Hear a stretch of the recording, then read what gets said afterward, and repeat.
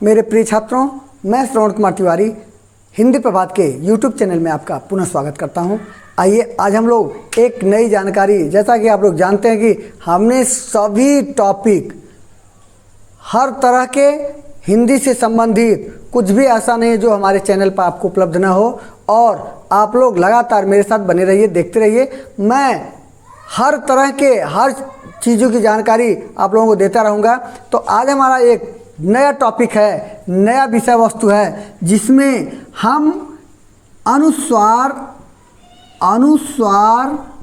वर्ण और नासिक्य वर्ण में क्या अंतर है और इनका प्रयोग हम कैसे करते हैं, हम इन पर चर्चा करेंगे। हमारे पास इस तरह के हम तीन स का प्रयोग करना बताएंगे, और कहाँ न और कहाँ ड का प्रयोग होता है, हम इनका प्रयोग बताएंगे।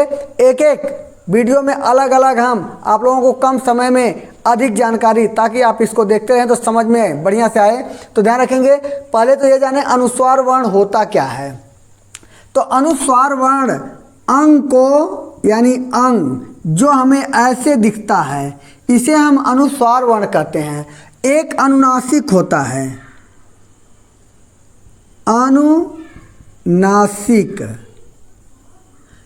अनुनासिक वर्ण, यह चंद्र बिंदु को कहते हैं। तो कहते हैं कि यह अर्ध नाक से बोला जाता है, यह पूर्ण नाक से, ये दोनों पूर्ण नाक, यानी यह दोनों पूर्ण नाक से बोले जाते हैं, यानी पूरे नाक का प्रयोग करते हैं। इसको आधे नाक का प्रयोग करते हैं, यानी चंद्र बिंदु को। जैसे अगर हमको प्रयोग में नहीं मालूम है और हम ऐसे लिखते हैं, तो इसमें और इसमें दोनों में बहुत अंतर है। ये चांद है और ये चाँद है, चांद और चाँद दोनों में अंतर है। इसका मतलब है ये पूर्ण नाक से बोला जाने वाला वर्ण है, और ये अर्ध नाक से बोले जाने वाले, आधा नाक, यानी मुख और नाक का हिस्सा मिला जुला, ये पूरी तरह से नाक से बोला जाता है, पूरी तरह से। इसमें मुख और नाक दोनों का हिस्सा लेते हैं। तो मुख का दोनों हिस्सा लेते, दोनों में मुख का हिस्सा लेते हैं, लेकिन इसमें मुख का हिस्सा कम प्रयोग होता है, नाक का हिस्सा ज़्यादा। इसमें दोनों का बराबर, यानी नाक और मुंह का दोनों का बराबर, इसलिए कहते हैं यह अर्ध नाक से बोले जाने वाले हैं। तो इस प्रकार यह अनुनासिक है। और अनुस्वार और नासिक में क्या अंतर है, हम इन पर चर्चा करते हैं और इनका प्रयोग आप कैसे करेंगे। तो ध्यान रखेंगे, नासिक वर्ण को वर्ग का पंचमाक्षर कहते हैं, वर्ग का पंचम अक्षर या वर्ण। अक्षर नहीं करेंगे, वर्ण ही करेंगे। वर्ग का पंचम वर्ण, यानी वर्ग का मतलब कुल 5 वर्ग हैं। 5 वर्ग मतलब क वर्ग, ऐसे। अब इसका मतलब हो गया क ख ग घ ङ, क वर्ग, च वर्ग, ट वर्ग, त वर्ग, प वर्ग, यानी सभी का 5वां अक्षर, पंचम अक्षर, यानी इसको कहते हैं नासिक वर्ण। कौन कौन से हैं, जैसे अंग, इय, ड़, न, म, इनको पंचमाक्षर कहते हैं।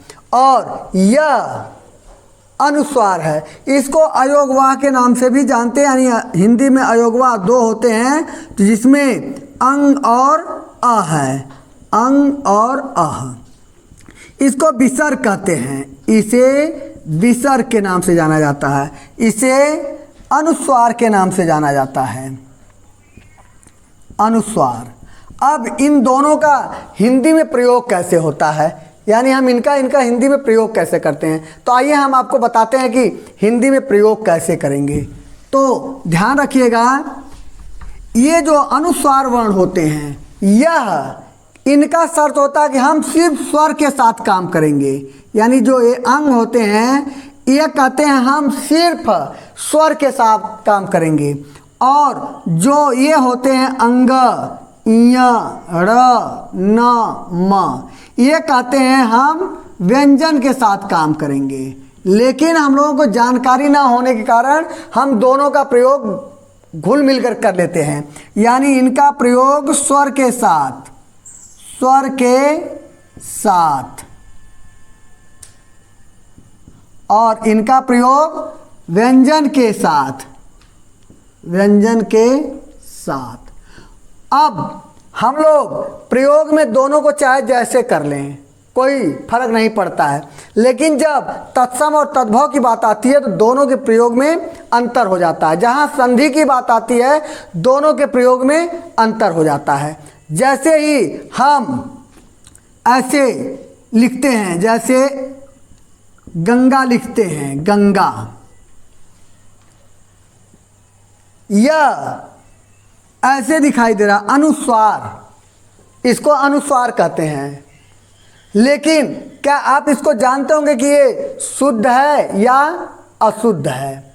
तो यह पूर्ण रूप से अशुद्ध है, यह शुद्ध नहीं है, लेकिन हम लोग प्रयोग करते हैं, हिंदी में प्रयोग होता है, ऐसा नहीं है। हमारा ऐसा कहना नहीं कि अशुद्ध है, इसका मतलब यह तद्भव है। अगर कहा जाए इसका तत्सम क्या होगा तो देखे होंगे, कहा जाता है कि जो संस्कृत के मूल शब्द को ला के रख देते वह तत्सम, यानी कहा जाए कि हिंदी में जो तद्भव है उस तद्भव का मूल स्रोत क्या है, तो कहेंगे संस्कृत, यानी तत्सम, तत्सम उसका मूल स्रोत होता है।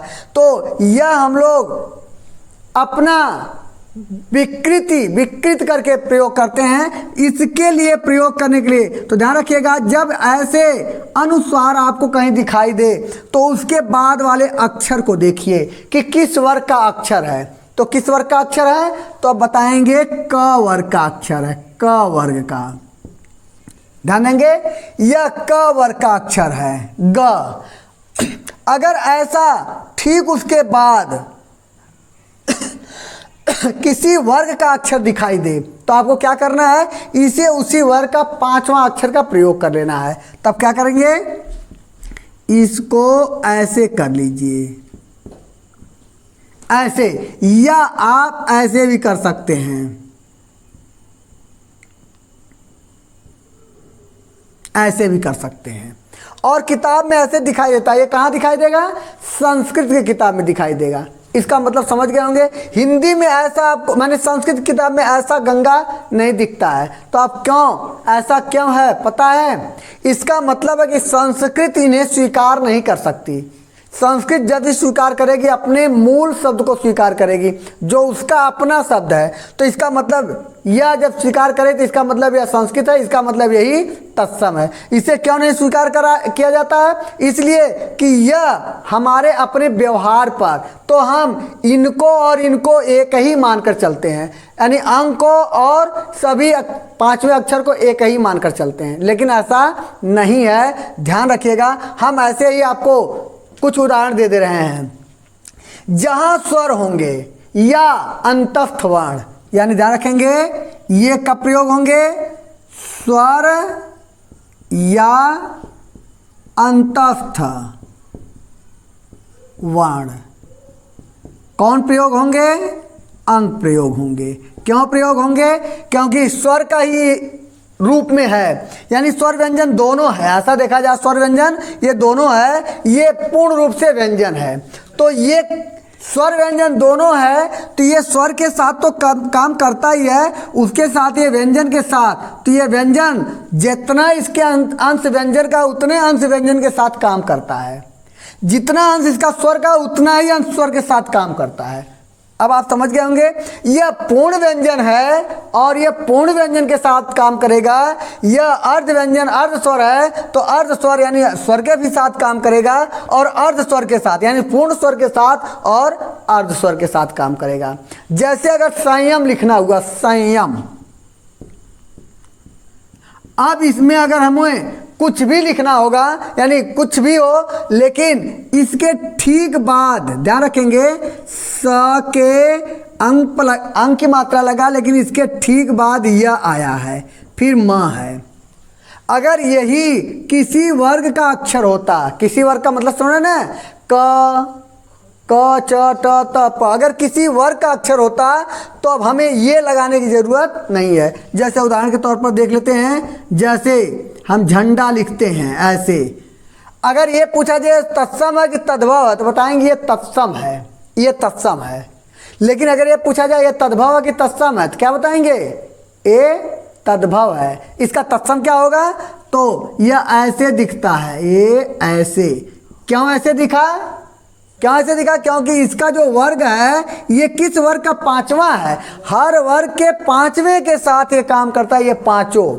तो किस वर्ग का पांचवा है, तो ट वर्ग का। ये किस वर्ग का, यानी ये किस वर्ग का पांचवा, ट वर्ग का। ये अक्षर किस वर्ग का है, तो ट वर्ग का अक्षर है, ट वर्ग का अक्षर, ट ठ ड। अब ड है तो ड को अगर पांचवें अक्षर यानी अनुस्वार की जरूरत पड़ेगी तो किसको लेगा, नासिक वर्ण को लेगा। कौन नासिक वर्ण, अपने वर्ग का। तो ड किस वर्ग का है, ट वर्ग का। तो ट वर्ग का पांचवा क्या होता है, तो ड़ होता है। ऐसे ही कभी आप लोगों ने देखा होगा चंचल लिखा रहता है, या आपको ऐसे दिखाई देता है मृत्युंजय। लेकिन आप लोग शुद्ध भी देखे होंगे और अशुद्ध भी। तो अशुद्ध नहीं कहेंगे, हमारे मुख से निकल रहा अशुद्ध, अशुद्ध नहीं है। कहने का मतलब है कि पूर्ण रूप से हम हिंदी का प्रयोग कर रहे हैं, लेकिन इसे संस्कृत में जब प्रयोग करना होगा तो क्या लिखेंगे। तो आपको पता चला यहाँ न स्वर है, यहाँ स्वर नहीं है, पता चला ना, ये व्यंजन है। तो व्यंजन कहता है कि मेरे पास 5 अक्षर हैं। व्यंजन कहता है मेरे पास 5 अक्षर हैं और हम पांचों अक्षर के लिए 5 वर्ग हैं। 5 अक्षर का मतलब 5 वर्ग हैं और पांचों वर्गों में न का प्रयोग करने के लिए ये काफ़ी है। ये सभी इसलिए अनुस्वार कहे जाते हैं और इन्हीं का हमको ध्यान रखना है। हम सबका थोड़ा थोड़ा चर्चा कर दे रहे हैं। जैसे ये दिख रहा है चंचल, तो हमको कैसे लिखना चाहिए, ऐसे लिखना चाहिए। जैसे मृत्युंजय लिखा है तो हमें कैसे लिखना चाहिए, हमें ऐसे लिखना चाहिए। यह और आपको ऐसे दिखा भी होगा, ऐसे, यानी यह हिस्सा जो दिख रहा है ये, और ये कहीं कहीं आप देखे भी होंगे, सही दिखाई देता होगा। देखे हैं ना, नहीं देखे हैं, चलिए नहीं देखें तो आज देख लीजिए, यही शुद्ध संस्कृत है। अब उसी तरह से हम लोगों को ऐसे बहुत सारे शब्द हम सबका चर्चा कर रहे हैं। जैसे आप देखेंगे संबंध आपको दिखाई देता है, संबंध हम ऐसे भी लिखते हैं और हम ऐसे भी लिखते हैं। संबंध यानी ये भी अनुस्वार, ये भी अनुस्वार, और ये भी अनुस्वार, ये भी अनुस्वार। हमारा प्रयोग ही कुछ ऐसा होता है कि ये पांचों अक्षर कहाँ प्रयोग होंगे हमको पहले से मालूम, लेकिन कुछ अक्षरों के विषय में नहीं मालूम होता है। जैसे देखिए ये ब है, किस वर्ग का है, प वर्ग का है। जैसे ही प वर्ग के साथ देखे तो म बना लिए। ये अनुस्वार ये भी है, यहाँ दिख रहा है म बन रहा है, आधा म ऐसे हो गया। और यहाँ हमें क्या दिख रहा है, यहाँ ध है, तो ध दिख रहा है, तो ध का 5वां अक्षर क्या होता है, न। हमने क्या लगा लिया, ऐसे लगा लिया, संबंध। ऐसे ही हमको दिखाई देता है। और ऐसे प्रयोग अगर हम कर लें तो यानी च वर्ग, क वर्ग आपने देख लिया, च वर्ग देख लिया, ट वर्ग देख लिया और त वर्ग को भी देख लिया और पावर को भी देख लिया। यानी इनका प्रयोग हमको इसी आधार पर तत्सम और तद्भव के लिए करना चाहिए। तो ध्यान रखेंगे, आज हमारा यही समझाना था और अगले टॉपिक में हम आपको यानी एक एक छोटे छोटे चीज़ों को समझाएंगे ताकि आप लोग हल्का थोड़ा थोड़ा देखते रहिए और आपको इनकी जानकारी होती जाएगी। बहुत कम लोग इस तरह की चीज़ों को जानते हैं और हमको लगता है कि आप लोग अगर देखेंगे तो आप लोगों को भी लगेगा कि हम पहली बार, प्रयोग तो होता है, हम प्रयोग तो करते, लेकिन शुद्ध है कि अशुद्ध है इसकी जानकारी हमें नहीं थी। तो हम उम्मीद करते हैं कि आपको मेरी बात और मेरी वीडियो आपको पसंद आएगी और पसंद आएगी तो अपने हृदय से प्रसन्नता के साथ आप लाइक करिएगा, और अगर चैनल सब्सक्राइब नहीं किए हैं तो ज़रूर करिएगा, ताकि हम ऐसी और भी जानकारियाँ, अभी तो हम स का प्रयोग बताएंगे और अभी तो हम र और न का प्रयोग बताएंगे, यानी कब हम इनका प्रयोग करते हैं और कब हम इनका प्रयोग करते हैं, हम इनका भी प्रयोग बताएंगे। कभी न की जगह पर ड़ दिख जाता, कभी ड़ की जगह पर न दिख जाता, हमको समझ में नहीं आता। तो हम अगले वीडियो में आपको इनकी जानकारी दे रहे हैं। तो बस आज इतना, फिर अगले दिन मिलते हैं, तब तक के लिए धन्यवाद।